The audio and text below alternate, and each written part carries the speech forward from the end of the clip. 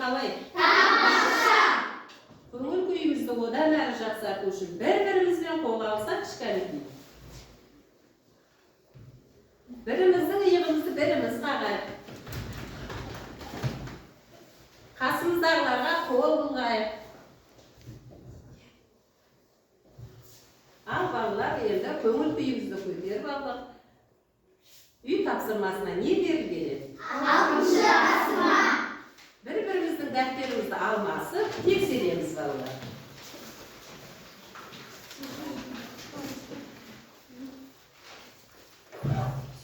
Тексереміз бір-бірімізді.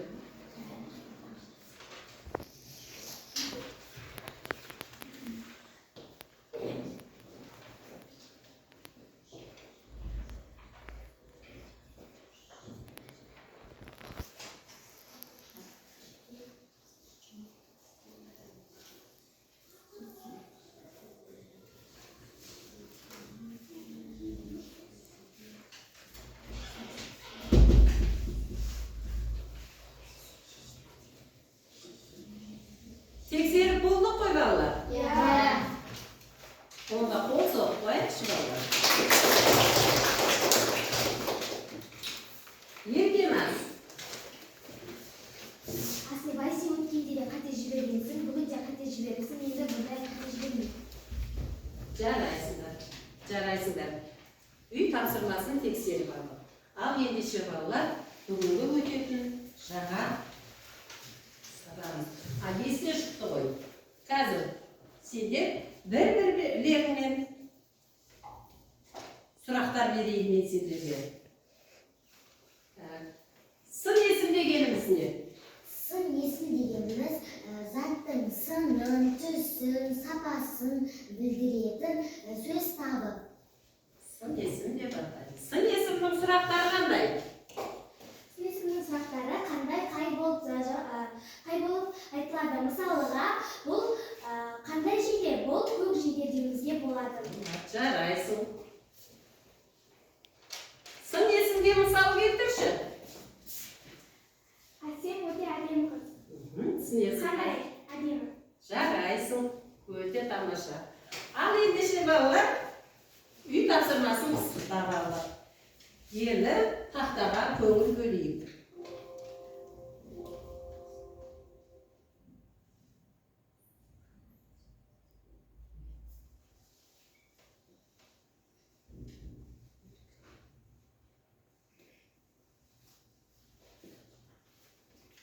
Тақтада не көріп тұрмыз оқушылар?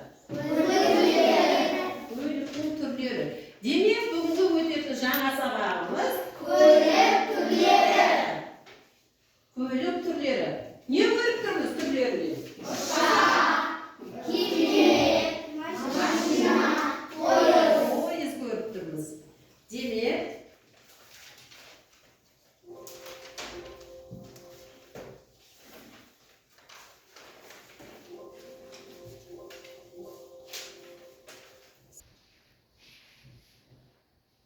бүгінгі сабағымыздың мақсаты сюжетті суреттердің фото суреттер желісі бойынша әңгіме құрастыру, сын есімнің шырай түрлерін, көркемдік ерекшелігін тану, сын есімнің шырайлары. Ой шақыру әдісі бойынша балалар сендерге көйлек туралы бірнеше сұрақ берейін. Көйлектің қандай түрлері бар? Аяулым. Көйлектің төрт түрі бар. Мысалға, біреуі әуе көлігі, жер көлігі, жер асты көлігі болады, және де су көлігі бар. Су көлігі, жарайсың жақсы. Және кім айтады, көліктің қандай түрлері бар? Ал Еркеміз. Көліктің төрт түрі бар. Олар су көлігі, темір жол көлігі, және де кәдімгі жол көлігі, және де жер көлігі. Жарайсың. Көп қолданылатын көліктің қандай түрін білесіңдер? Қандай түрін білесіңдер? Ал, бақ берген. Ең көп қолданылатын көлік жер көлігі. Жер көлігі. Көліктің адам өміріне қандай пайдасы бар? Ал, Алысты жақын етеді. жарайсың аяулым. Кейде жерімізге жеткізеді. Сабина.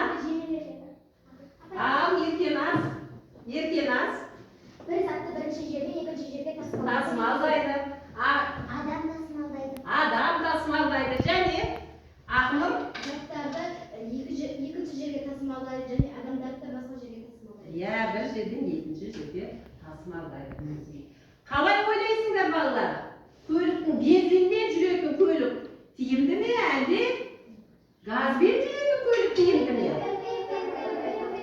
Ал Рауан? Қазіргі таңда газбен жүрген тиімді. Газбен жүретін көлік тиімді. Жарайсыңдар. Мына тақтадан мәтін берілген. Балалар осыны оқып алайыншы, аяғын оқышы кәнекей. Автомобиль сөзінің мағынасы өздігінен қозғалатын, жолаушылар және жүкті тасымалдауға арналған дөңгелекті көлік. Автомобиль 4 дөңгелегі бар көлік құралы. Ақпарат көздерінің дерегіне сүйенсек, қазір Қазақстанда 4 миллионға жуық көлік бар. 1931 жылы небәрі 109 автокөлік болыпты. Уақыт өткен сайын көліктердің саны ғана емес, түрі де көбейіп келеді. Мінекей, бұл заманымызға қарай түрлері көбейіп келеді. Мінекей балалар, көліктің түрлерін көріп тұрмыз. Қандай түрлері бар екен? Су көлігі, әуе көлігі, жер көлігі. Қазір біз осыған байланысты тапсырма орындаймыз. Тақырыпқа байланысты сөздерді кестеге орналастыр, көлік түрлерін ажырат. Дескриптор көлік түрлерін ажырату, тақырыпқа байланысты сөздерді кестеге орналастырыңдар. Төменде бірнеше сөздер берілген. Осыны қай кестеге бөліп орналастырамыз. Сол бойынша тапсырманы орындаңдар. Кәнекей кірісейік.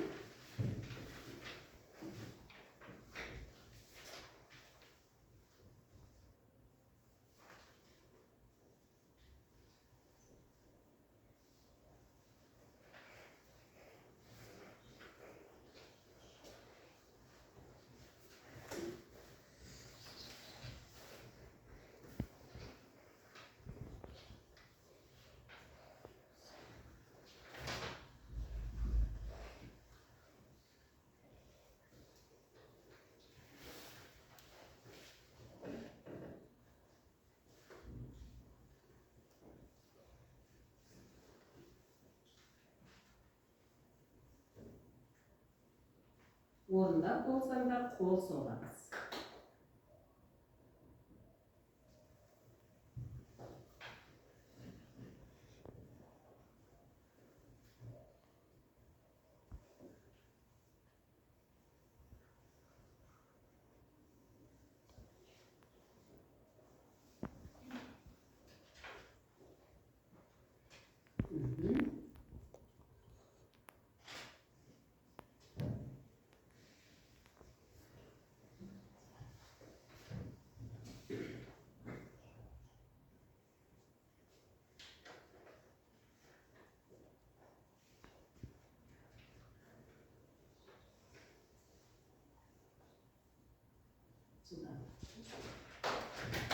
Орындап болдық қой. Жарайсыңдар. Кәне орындағанымыз дұрыс-дұрыстығын тақтаға қарай тексереміз. Жер көліктеріне Автобус, мотоцикл, автокөлік. әуе көліктеріне темір жол көліктері, су көліктері. Жарайсыңдар балалар. Ендеше біздің екінші мақсатымыз сын есімнің шырай түрлері еді. Сын есімнің салыстырмалы және күшейтпелі шырай формалары бар.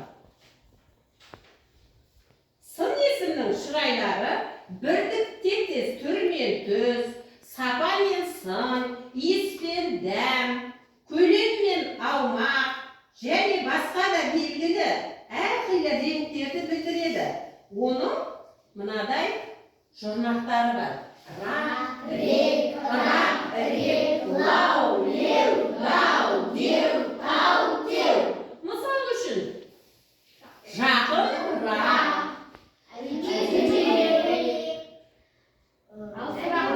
алыс ра, кеңі рек, үлкен дем, қызыл дау деген сөздер сын есімнің салыстырмалы. Демек, бір затты екінші затпен aytılan sözler sın yesiminin salыстırmalı şıray türü bolar. Küçültmeli şıray türlerimiz bir geldi sındık belginin biri yetişten öte artık nemesi kem ekendigini bildirетін sın yesimde küçültmeli şıray deymiz. Misal üçün onun jurnaklar küçültküç buğunun kıp, sak, ya? Kıp kızıl misal üçün. Sak, sarı, ya? Және onun ikinci forması var. Öte, tım, asa, tüptü. Misal üçün öte әдемі. Tım kısqa, asa, ağır. Деген сияқты сөздер ол сын есімнің күшейтпелі шырай формасына жатады. Қазір осы тапсырмаға байланысты біз екінші тапсырмамызды орындаймыз. Төбедегі сын есімдерге шырай жұрнақтарын жалғап, шырай түрлерін ажыратасыздар. Шырай түрлерін қолданып, көлік түрлерін қатыстырып, тақырыбымызға байланысты сөйлем құрайсыздар. Дескриптор шырай түрлерін ажыратады, тақырыпқа байланысты сөйлем құрайды. Жарық, үлкен, кең, дәмді, дәл, ұзын, жұмсақ, ауыр деген сын есімдер берілген. Осыларды біз дәптерімізді екі бөлікке бөліп, екі жағына күшейтпелі шырай, бір жағына салыстырмалы шырай етіп ажыратып жазамыз. Кәнекей кірісеміз.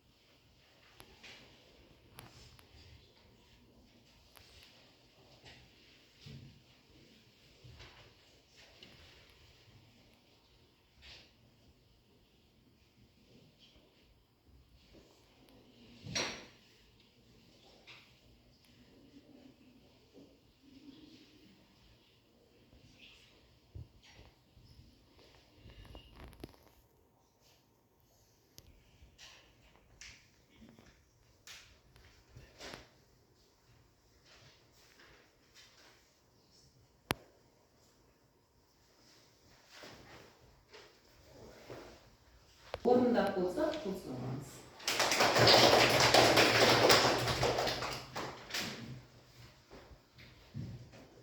Ал жазғанымызды тексереміз.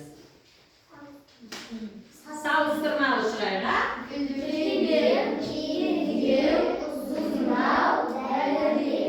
күшейтпелі шырайға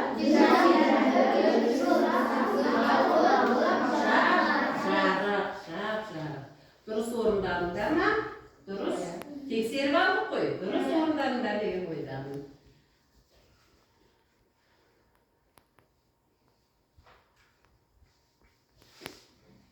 Қазір мен сендерге парақтарды үлестіріп берем.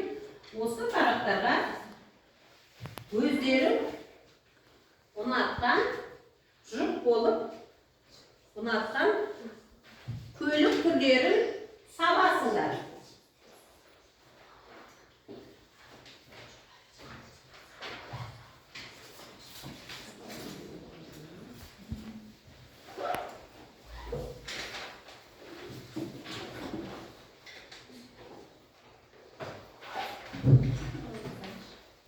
Kuyruq türlerini salamız.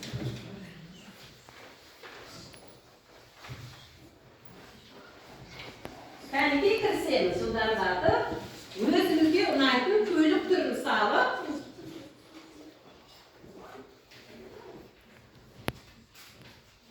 кәнекей кірісейік балалар.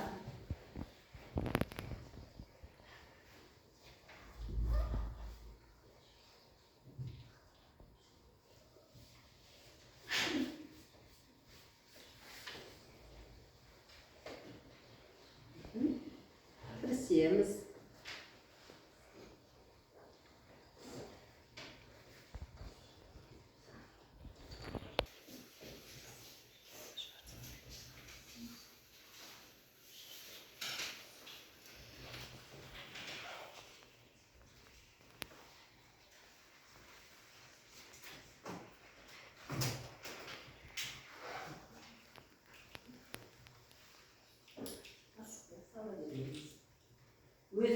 жатқан көлік түрлерінің суретін саламыз.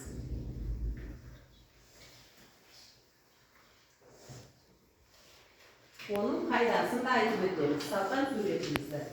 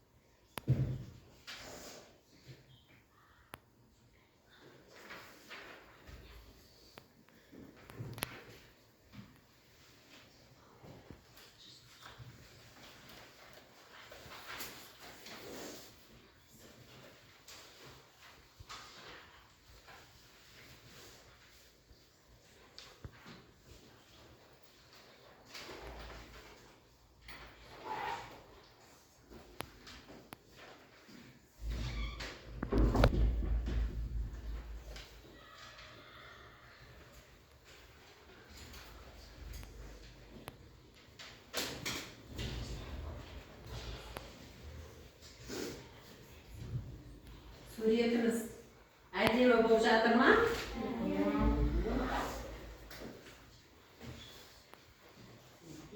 Бояйық, әдемі түске бояйық.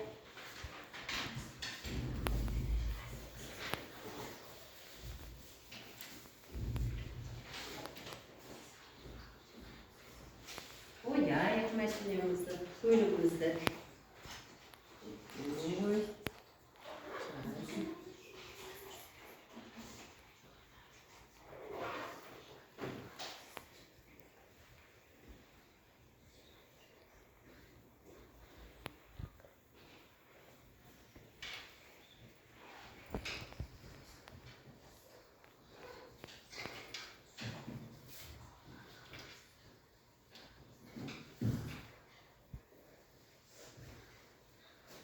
Suretimizni salib bo'lsak, qo'l so'ramiz.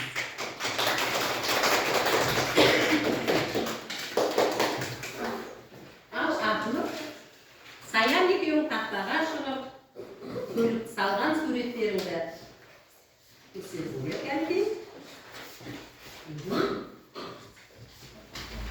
Қандай көлік түрін алдыңдар? Иә. Бұл көлік қазіргі таңда көп қолданылады. Жеңіл жүк көліктеріне жатады. Жеңіл көлік түрлеріне. Ал Саян? Бұл көлік біз бұл көлікпен керек жерімізге бара аламыз. Жүктерімізді тасымалдай аламыз. Бұл газбен жүреді. Газбен жүретін көлік. Жарайсың, жақсы, отыра ғой. Артына аяғын екеуің.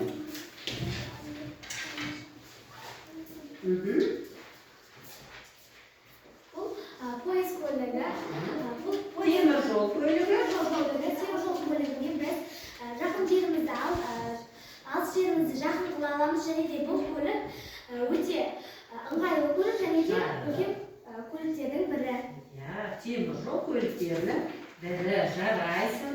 Ал Бақберген, Сабина.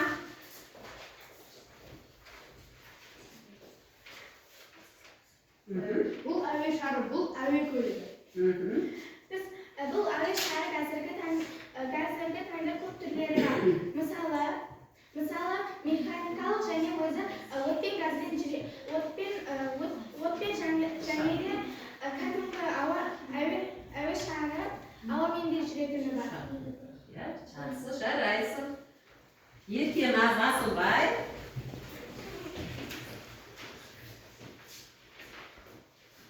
Бұл жер көлігі, оның аты Бембо.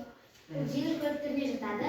Қазіргі таңда көліктеріне өте ауқымды болғандықтан мен Бембо көлігін таңдадым. Яғни біз осы Бембо көлігі басқа көліктерге қарағанда кеңдеу, әрі іші үлкендеу.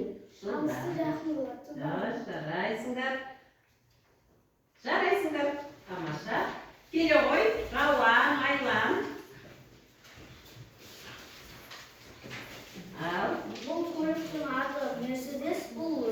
көлігіне жатады, бұл өте қатты жүреді. Қатты жүреді. Бұл Және көлік кеңдеу, іші кеңдеу және де қымбатырақ және де жылдам жүреді. жылдам жүреді. Жарайсың.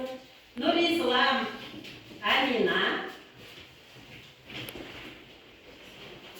Бұл көліктің аты бұл өте жылдам жүреді. Бұл көлік алысты жақын етеді және оның ішіне адамдарды тасымалдай аламыз, не болмаса заттарды да тасымалдай аламыз. Тасымалдай аламыз. Жақсы, жарайсыңдар.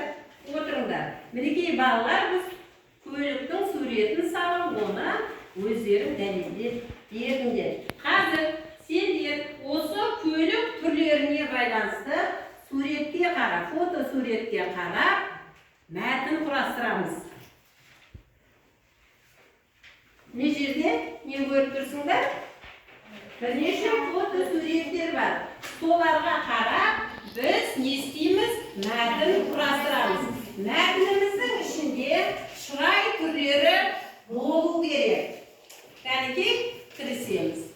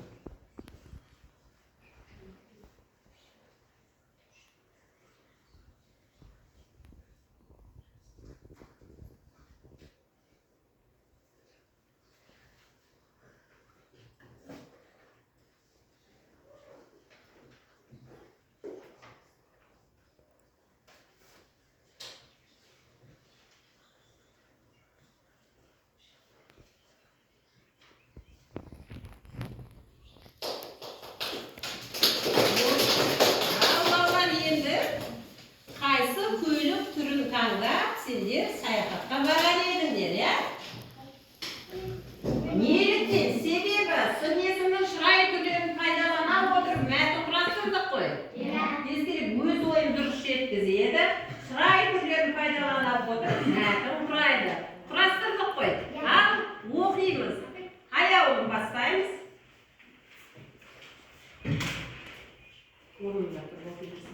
Оқиды. Мен саяхатқа қазіргі үлгідегі көлікпен барғым келеді. Ол көлік ең себебі ол сәнді, төзімді әрі өте жайлы және де ол өте жылдам жүреді. Баратын жеріңе оңайырақ жетесің. Ол көліктер қазіргі таңда қымбатырақ бағада, алайда сапасы соған тәттімдей көліктердің бірі және бір жақын адамға бұл көлікті сыйлауға да болады. Бірақ та әрбір көлік сатып алғаннан кейін оны таза ұстап жүруіміз керек және көлік алғаннан кейін тек көлікпен жүрмей арасында жаяу жүріп тұруымыз да қажет. Және мен де дәл саяхатқа барғанда солай өзімнің көлігіммен жүріп қана қоймай саяхатта өзім де жаяу жүруді ұнатамын. Ішінде қандай сын есім шырайлар кездестік ана? Өте жайлы және де жылдамырақ жүреді, әдемірек және де төзімдірек, сәндірек және қымбатырақ. Жарайсың. Ал кім? Сабина. Көліктің бірі. Оған көбірек адам сияды. Оның іші жарық, тағамдары өте дәмді. Ол теміржол көлігі. Пойызбен ауыр заттарды таси аласың және ұзақ сапарға да шыға аласың. Пойыздың пайдасы көп. Өте жайлы. Сын есім шырайлары. Өте ұзын, көбірек, жарық, өте дәмді. Жақсы, жарайсың. Еркеназ. Мен саяхатқа ұшақпен барсам деймін. Ұшақ әуеде ұшатын көлік. Оның түрі құсқа ұқсас келеді. Ұшақтың қанаттары кеңдеу болып, құстың қанатындай болады. Жылдамдығы өте жоғары, ал пайдасы адамдарды бір жерден екінші жерге тез арада жеткізеді. Сонымен қатар өте ыңғайлы. Алғашқы ұшақ Flyer 1 деп аталып, аспанға 1903 жылы көтерілді. Ол әуеде 12 секунд болып, 36 метр қашықтықты ұшып өтті. Жарайсың. Ішіндегі сын есім шырайлары. Кеңдеу, қанатындай, өте жоғары, өте ыңғайлы. Жарайсың, жақсы. Ал Айша. Мен саяхатқа барамын пойызбен. Біз бұл көлік арқылы керек жерімізге лезде жетеміз. Қазіргі таңда бұндай көліктердің түрі көп. Мысалға, кәдімгі пойыз болса, және одан да жылдамырақ жүретін пойыздар бар. Кәдімгі жүретін пойызға қарағанда жылдамырақ жүретін пойыздың ақысы қымбатырақ. Бұл жерде шырайы жылдамырақ және де қымбатырақ. Жарайсың.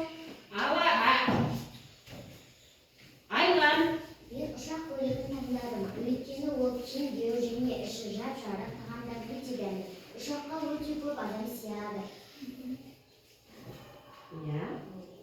Ұшақтың орындықтары өте жайлы, биігірек, жұп-жұмсақ. Ұшақ баратын жерге тез апарады. Ұшақты құсқа қарап жасаған. Ұшақта 2 үлкендеу қанаты бар. Мен ұшақпен саяхаттағым келеді. Сын есімнің шырайлары кеңдеу, жап-жарық, өте дәмді, өте көп, өте жайлы, биігірек, жұп-жұмсақ, тез үлкендеу. Жарайсың. Ал Ақнұр. Мен саяхатқа барғанда ол кезде ұшақпен барамыз, себебі ол басқа көлікке қарағанда жылдамырақ, үлкендеу. Дәлірек айтқанда ұшақ ыңғайлы. Ұшақ іші жап-жарық болады, ал ол жерде дәмді тағамдар бар. Өз жерімізге тез-тез есімнің шырайы жылдамырақ, үлкендеу, дәлірек және жап-жарық, тез-тез. Жарайсыңдар. Және кім оқиды? Жазған мәтін. Ал Амина. Демек, мұхитта немесе теңізде жүзе алатын жүк немесе жолаушылар тасуға және басқа да істерге арналған су көлігі. Алғашқы кезде суда жүзу үшін адамдар ағаш діңгегінен салды. Кейіннен ағаш діңінен ойылып жасалынған қайықтарды пайдаланды. Олар ескек көмегімен қозғалысқа келтірілді. 15-ші ғасырдан бері ескек орнына желкен пайдалана бастады.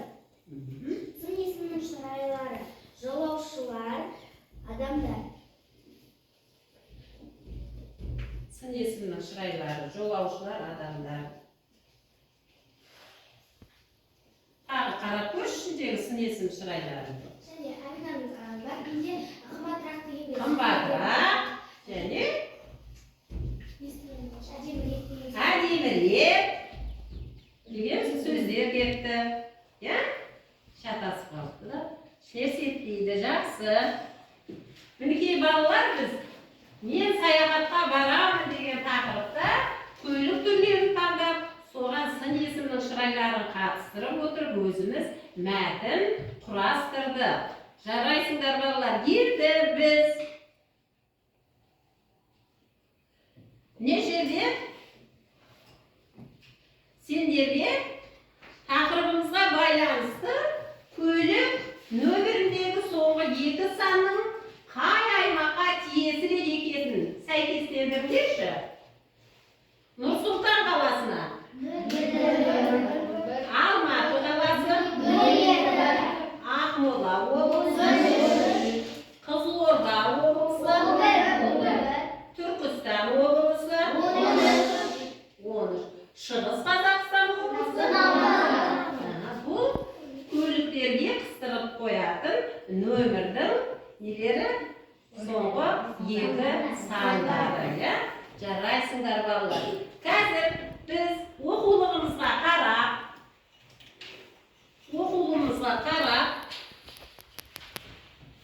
оқулығымыздағы бір тапсырманы дәптерімізге орындайық.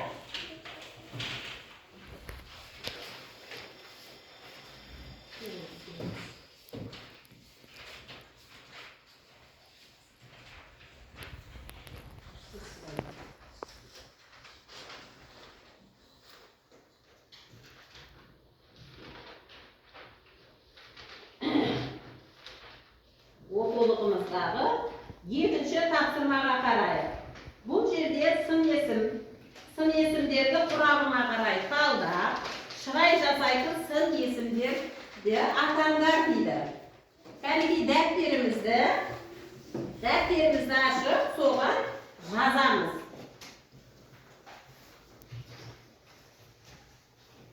Биік деу жарайсыздар. Жазамыз. Шырайдың екі түріне ажыратамыз. Дәптерімізді екіге бөлеміз. Bir жағына салыстырмалы шырай, bir жағына күшейтпелі шырайды жазамыз.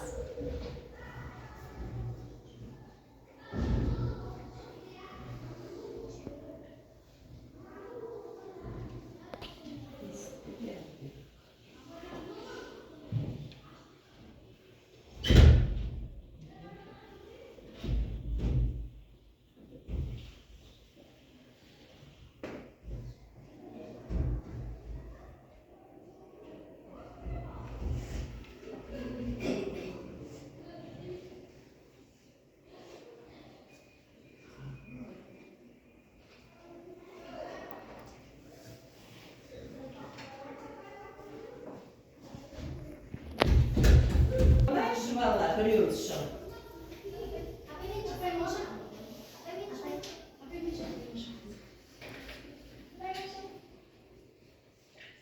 Gel ayağım.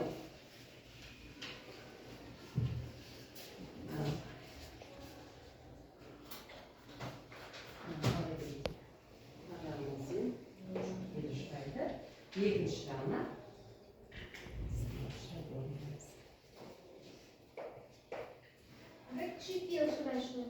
Қазір аяғымнан geçiyoruz.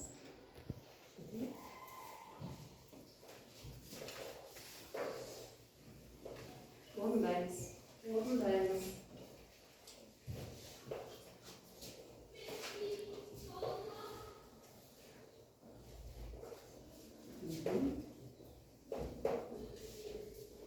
Kısa kavralarız.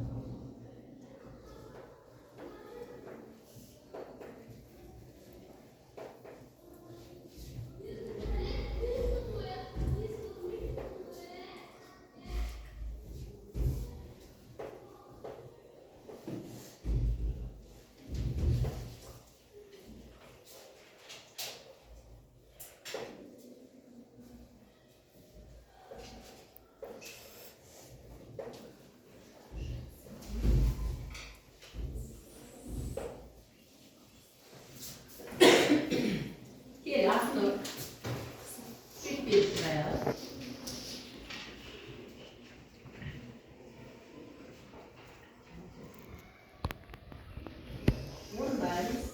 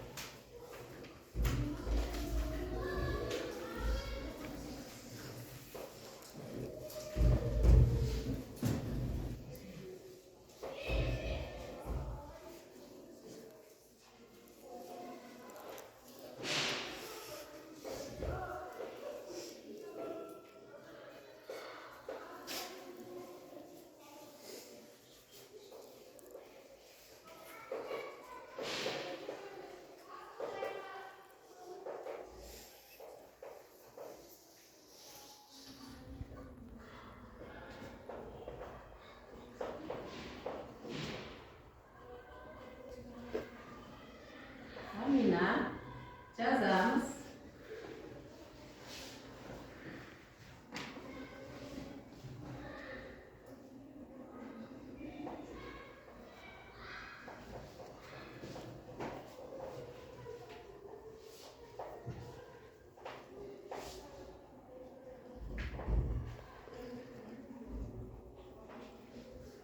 Жарайсың.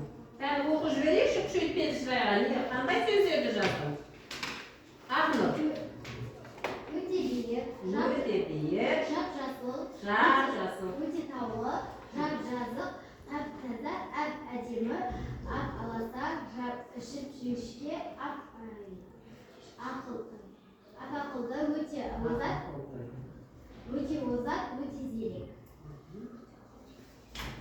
Өте ақылды. Ал салыстырмалы шырайға. Биіктеу, жазығырақ, әдемірек, жіңішкелеу, ақылдырақ, озатырақ. Жарайсыңдар. Балалар, сонымен бүгінгі өткен сабағымыз көлік түрлері еді. Көлік түрлері. Сендер тағы қандай көлік түрлерін білесіңдер? Тағы қандай көлік түрлерін білесіңдер?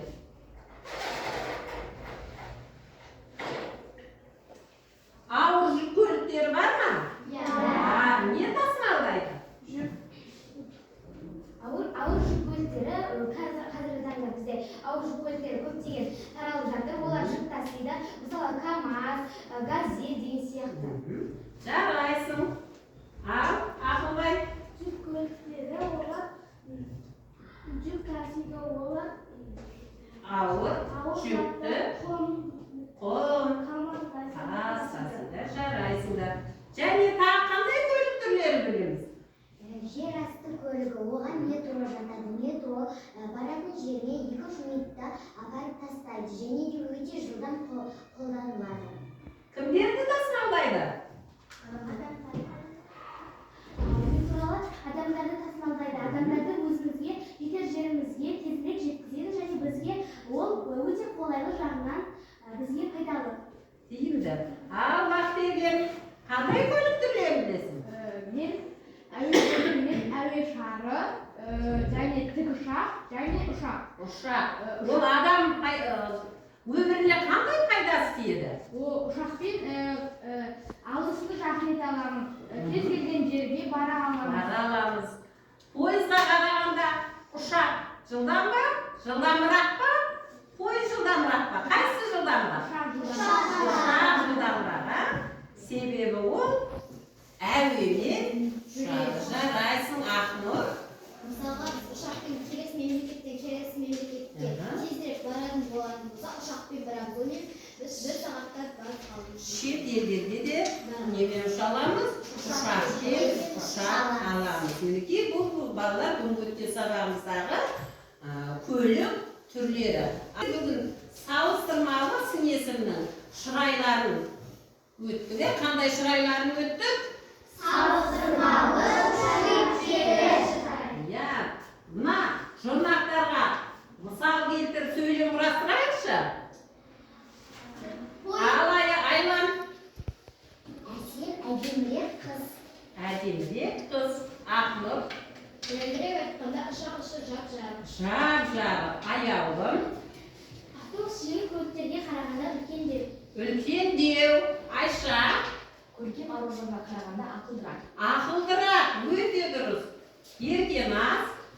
Пойыздың тағамдары өте дәмді. Өте дәмді. Асыл.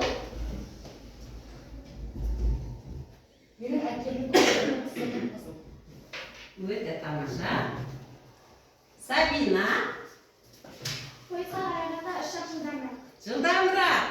Саян. Менің әкемнің жидесі әдемірек. Әдемірек. Әдемірек, тамаша. Амина. Жүк көлігіне жер көлігіне қарағанда жүк көліктерінің іші кеңдеп келеді. Кеңдеу келеді. Бақберген.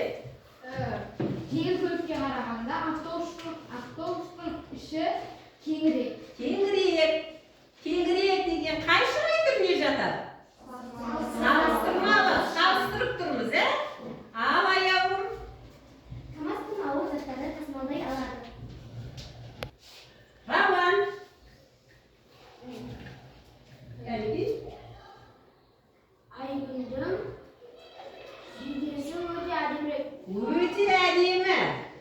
Өте әдемі. Жарайсыңдар. Және. Менің әкемнің көлігі өте әдемі. Өте әдемі екен әкесінің. Сын есімнің қай шырай түрі кездесіп тұр? Шырай түрі. Аруна. Емеден аса ұзын көлік түрі. Қайсы бұл жерде сын есім? Қайсы сөз болып тұр? Аса. Осыны, жарайсыңдар балалар.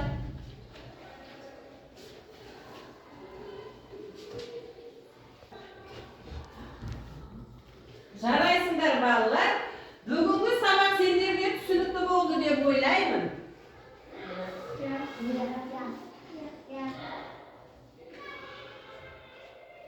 Қорыта келгенде бүгінгі сабақта біз көлік түрлері, сын есімнің шырайлары туралы ақпарат алдыңдар. Тақырыпқа байланысты сұрақтарға жауап бердіңдер.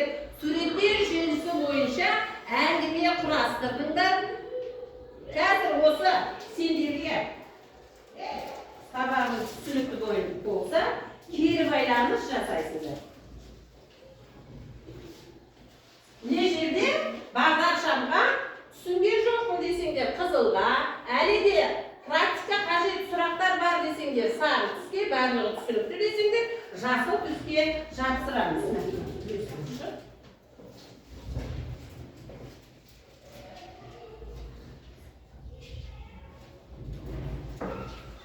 Жылдамдатамыз. Тез-тез екеу болып шығып жабыстырамыз. Болды.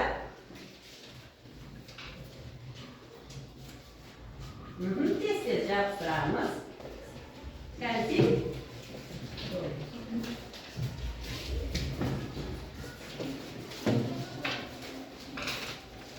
Жайғасамыз, енді отырамыз бәріміз. Орнымызға жайғасамыз. Үйге қосымша тапсырма. Отырыңдар. Келешектің кемеңгер көліктері тақырыбында үйде сурет салып бересіңдер.